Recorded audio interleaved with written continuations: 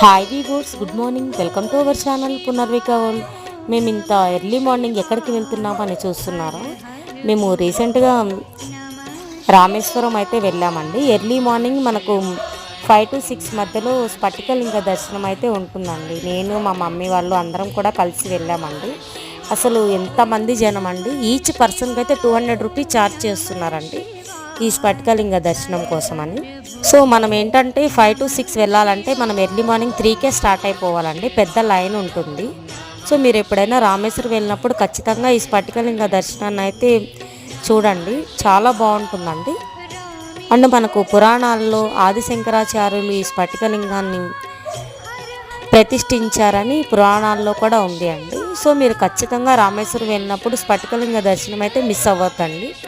Video కనుక మీకు నచ్చినట్లయితే లైక్ చేయండి, సబ్స్క్రైబ్ చేయండి. ఇలాంటి మంచి మంచి వీడియోస్ కోసం మన ఛానల్ పునర్విక